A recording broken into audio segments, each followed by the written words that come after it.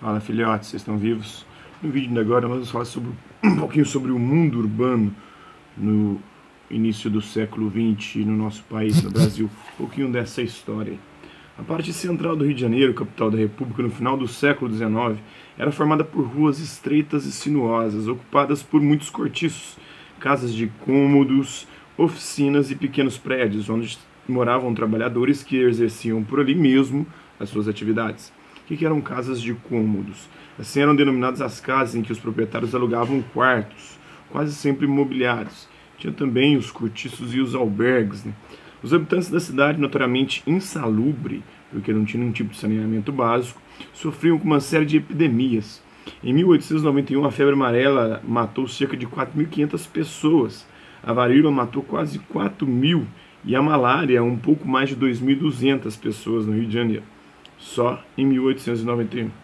Havia ainda o cólera, a peste bubônica e a disenteria, a caganeira. Segundo o conhecimento da época, os higienistas apontavam os cortiços e as ruas estreitas, que impediam a livre circulação do ar e entrada da luz do sol, como fatores favoráveis à proliferação de doenças e de epidemias. Diplomatas estrangeiros, em especial os europeus, tinham pavor de servir no Rio de Janeiro. Morriam de medo de ter que vir para cá para servir aqui os diplomatas de outros países. Naquela época era regra o presidente da República indicar o prefeito do Distrito Federal. E o Distrito Federal não era onde é Brasília, hoje era no Rio de Janeiro, né? Ao assumir a presidência em 1902, Rodrigues Alves estava determinado a modernizar o Rio de Janeiro. Para isso, nomeou o engenheiro Francisco Pereira Passos para a prefeitura. A cidade crescia para a zona sul com a expansão das linhas de bondes elétricos e para a zona norte com os trens de subúrbios. As autoridades queriam modificar o centro da cidade. A modernização da capital começou pelo cais do porto, que foi ampliado e recebeu guindastes elétricos, além de novas vias de acesso. Mas a grande obra foi a abertura da Avenida Central, atual Avenida Rio Branco, cortando o centro da cidade do Rio. Para construí-la foram demolidos centenas de prédios, o que deixou milhares de pessoas sem ter onde morar. Em ritmo acelerado, a obra começou em fevereiro e terminou em setembro de 1904, ou seja, em menos de um ano. Na nova avenida foram construídos ainda grandes edifícios, como a Escola Nacional de Belas Artes, a Biblioteca Nacional, o Supremo Tribunal Federal, o STF ficava lá na época, o Palácio Monroe, da doutrina Monroe, né? Fale manso e use um porrete se for necessário, a política do Big Stick, né? A doutrina Monroe, a América para os americanos, e o Teatro Municipal. Diversas outras ruas no centro da cidade foram abertas ou alargadas. Expulsa de suas moradias, a população que residia na área tinha dificuldades para morar nos subúrbios, devido ao preço do transporte. A opção foi mudar-se para lugares próximos ao centro, subir os morros, formando assim as primeiras favelas. Então, nesse período histórico vai surgir as primeiras favelas, com a população pobre tendo que migrar para onde dava para morar, porque o centro ali havia sido higienizado e essa higienização acabou destruindo os cortiços, os albergues, as casas de cômodos, né? Então a gente pode ver a vista da Avenida Central, atual Avenida Rio Branco, no Rio de Janeiro, com fotografias da época, né? À esquerda, em primeiro plano, o Museu Nacional de Belas Artes, a Biblioteca Nacional, o prédio do Supremo Tribunal Federal. Segundo as versões mais aceitas, favela é o nome de um arbusto no interior do Nordeste brasileiro. Também era o nome de uma colina próxima a Canudos. As primeiras pessoas que montaram suas casas em um morro atrás da Central do Brasil, no Rio de Janeiro, chamaram a localidade de favela, talvez pela semelhança com a colina ou com os morros perto da cidade de Canudos, né?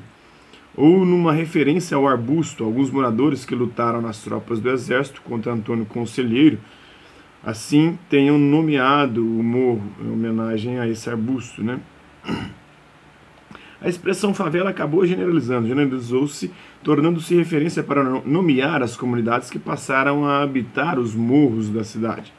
Pereira Passos estava determinado a civilizar a cidade, seguindo modelos adotados na Europa. Assim, proibiu a ordenha de vacas nas vias públicas, proibiu tirar leite em via pública, perseguiu vendedores ambulantes e declarou guerra aos quiosques que vendiam café, cachaça, tabaco, etc. Proibiu até soltar pipa e balões, como também cuspir e urinar nas ruas se tornou proibido. O objetivo era tornar o Rio de Janeiro uma cidade com padrões europeus e valores burgueses, inspirado em especial em Paris. Houve um esforço da prefeitura para cercear as principais manifestações populares, como o próprio carnaval, que nesse primeiro momento era proibido, né?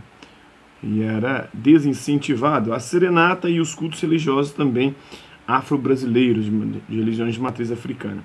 Além das reformas urbanas, era necessário erradicar as doenças epidêmicas da capital da República. O médico sanitarista Oswaldo Cruz assumiu a tarefa de enfrentar a febre amarela, a varíola e a peste bubônica, a peste negra. No Instituto Manguinhos conheciam-se as descobertas recentes sobre os micro-organismos e a capacidade dos mosquitos, moscas e pulgas transmitirem doenças.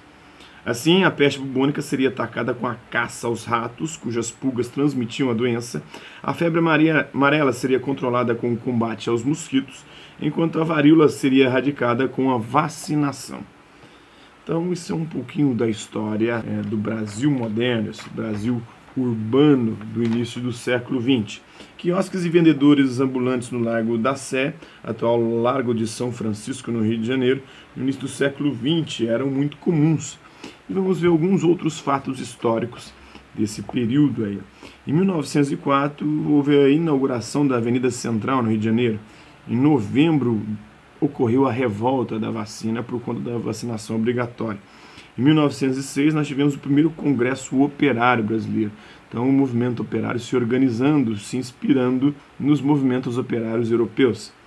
Em 1910, ocorreu a revolta da Chibata, no Rio de Janeiro, por conta dos castigos e maus-tratos empreendidos contra os marinheiros.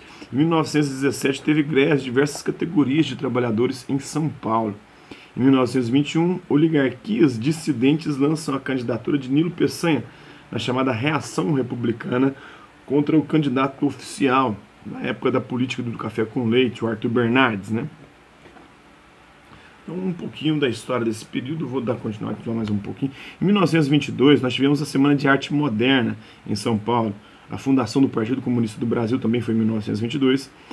Em 1922 também ocorreu a Revolta dos 18 do Forte.